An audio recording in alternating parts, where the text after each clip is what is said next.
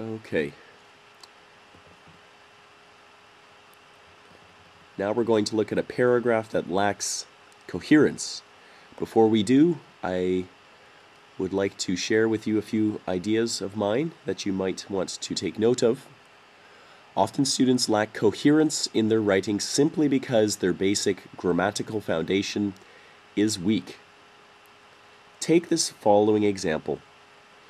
Here we have a paragraph that makes efforts to link its sentences cohesively but lacks in basic coherence. So what you'll see in this next paragraph is that the student tried to link the ideas together using cohesive phrases, just like the ones we just used, such as firstly, for example, this makes it clear, thus. But the basic coherence of their sentences is lacking. And it makes it very difficult to understand what the student is trying to say and what they're trying to argue. So, as we read through this paragraph, try to make a mental note of why this paragraph lacks in coherence. Why is it difficult to understand? Secondly, the lifestyle of a modern people must avoid to not eating healthy foods. For example, fast food restaurants such as McDonald's make health worse. Because of this, eating healthy food should to be the only one. Also because of this, fast food should not be eating.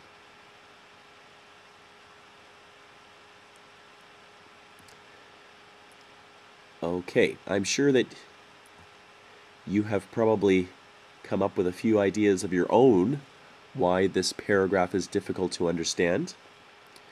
Now, I would like to share with you 4 points. The 4 reasons why I think, the 4 main reasons why I think this paragraph lacks in coherence. Now, the first one is, of course, grammar. If you look at the paragraph, it is riddled with grammar mistakes. They are everywhere. I'm going to point out 3, but there are many more. The first one has to do with this phrase here. Avoid to not eating healthy foods. Okay, now, even in this phrase there are multiple grammar mistakes, but the one I wanted to highlight was just the sort of double negative that they have happening in this sentence, which they're telling somebody to avoid, and then they're telling them to avoid not doing something. Of course, the easiest way to state this idea would be to simply eat healthy foods, not to avoid not to eating healthy foods. The second grammar mistake that I often see are students that use modals, such as should, would, could, may, might, ought to, shall, will, and others. And they follow it with to. Should to be. No. Anytime a native person hears someone use the phrase should to, it is very, very clear that this person does not have good command of the English language. So if you are a student that is regularly using a modal and following it with to, I would strongly suggest not doing that. The third thing comes at the very end here, where we have should not be eating. Of course, we would have to change that to the participle, which is another common mistake that students, commit. And particularly when they make efforts to write passively, which helps you to sound academic.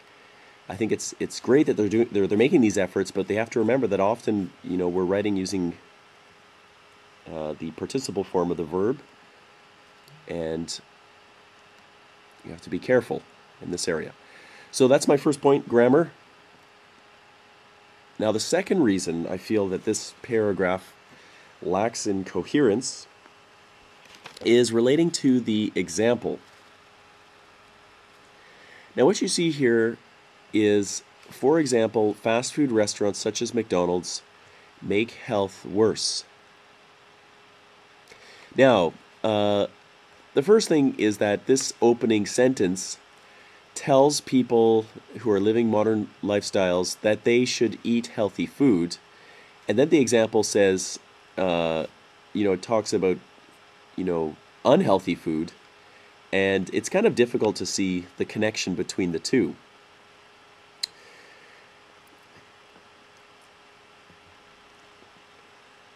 The main reason why this example is a poor example is because the student presents McDonald's and presents their opinion about McDonald's and tries to use their opinion to prove their argument. So they write, McDonald's make health worse.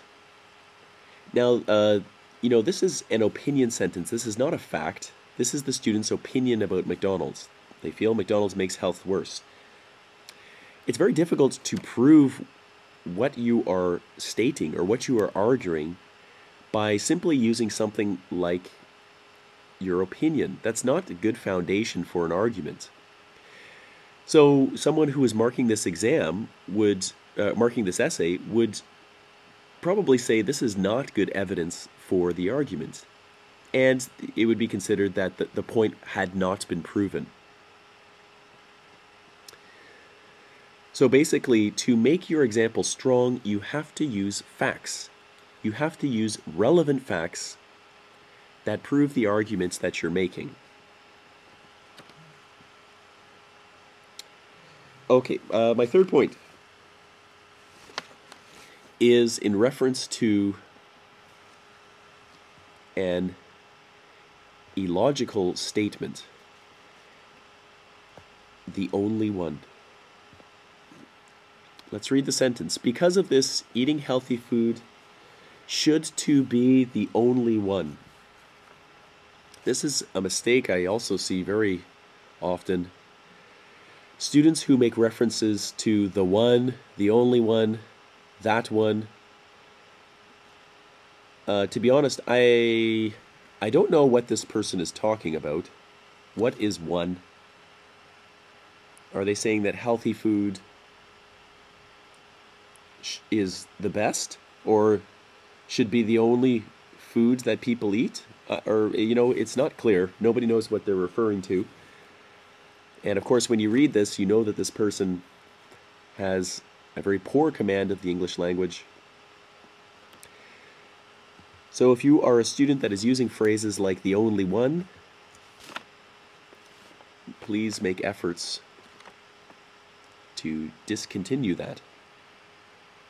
So my point number three was illogical references. And this is why this paragraph lacks coherence. Point number four is structure. A paragraph that lacks structure is not coherent. There are many, many, many structures for essays. Many, many different structures. It's important that you use one.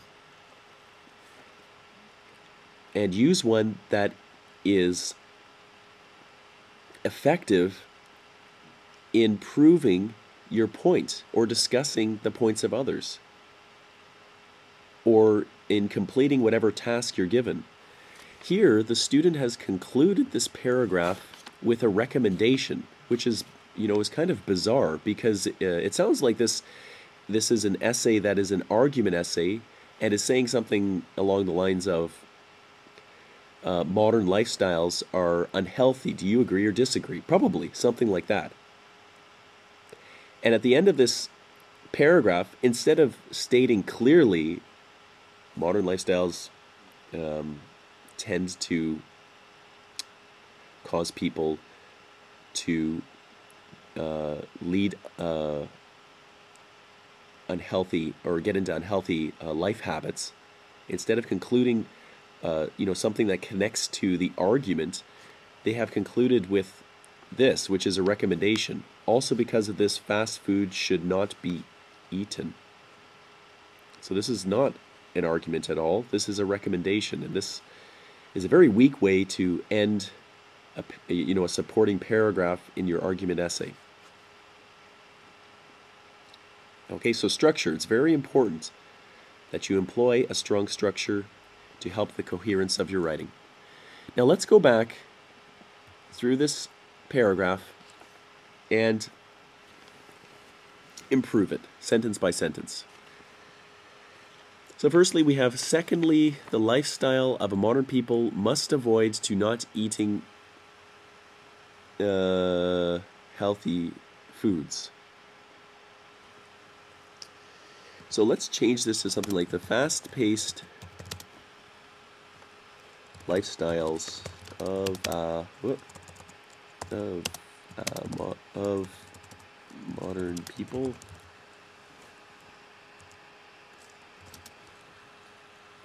tends to promote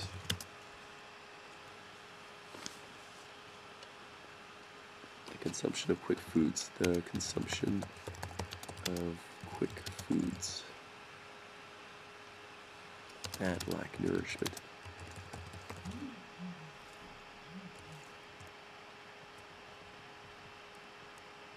Okay, let me take this right out. Okay. Secondly, the fast-paced lifestyles of modern people tend to promote the consumption of quick foods that lack nourishment. What's the problem here? Oh, nothing. Okay, so we are connecting the idea that modern lifestyles lead to poor health. Now, we have to prove this. And we do that with an example. Now, the student used an example. As we talked about, this example is an opinion. It's not really a fact. When I read this example, I thought about a movie that I saw, and perhaps you saw this movie as well. It was called Super Size Me. And what this movie did is it used facts to prove that the food that's served at McDonald's is not healthy. And if you eat McDonald's too regularly, your health will decline. Now, this is a fact. Let's use this movie as our example instead to show that that these sorts of fast food restaurants are not good lifestyle choices. So we have, for example, the acclaimed documentary Super Size Me, proved without a shadow of a doubt the risk McDonald's food poses to human health. Okay, and I'll just take out this last little bit here. Okay.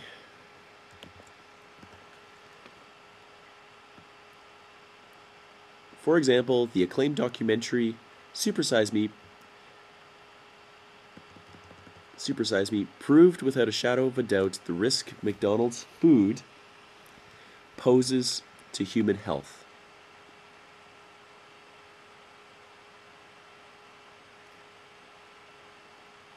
Okay, so now this is a fact. We're saying that, I mean, this movie proved that McDonald's is not a healthy lifestyle choice.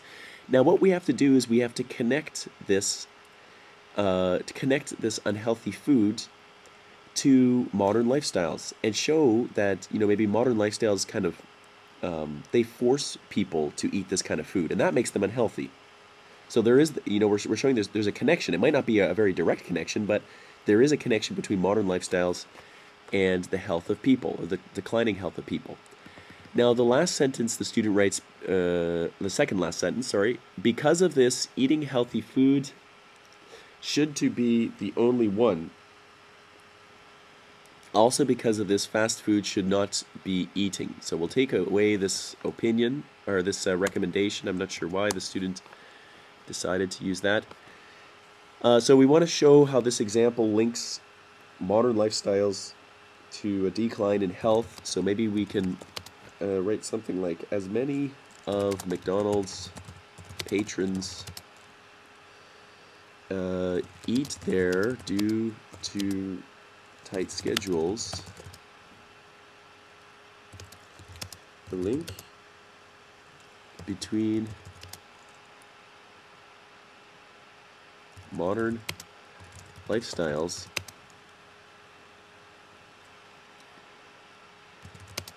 and degrading health is clear. Get rid of this 1 second. Okay. So from up here, as many of McDonald's patrons eat there due to tight schedules, the link between modern lifestyles and degrading health is clear. So all we're saying is that modern lifestyles have kind of dictated that people have tight schedules, which means that they have to eat something that's fast. So basically modern lifestyles are connected to a decline in health. Now, let's read the entire paragraph one more time, and I think the heightened level of coherence will be evident. Secondly, the fast-paced lifestyles of modern people tend to promote the consumption of quick foods that lack nourishment. For example, the acclaimed documentary Super Size Me proved without a shadow of a doubt the risk McDonald's food poses to human health. As many of McDonald's patrons eat there due to tight schedules, the link between modern lifestyles and degrading health is clear. Okay, so the coherence is much higher. It's easy to understand this paragraph now, and we can clearly see the connection between our example and our argument, and between this paragraph and the overall argument of the essay. So that concludes the video regarding cohesion and coherence. I hope it was helpful. Thank you for listening.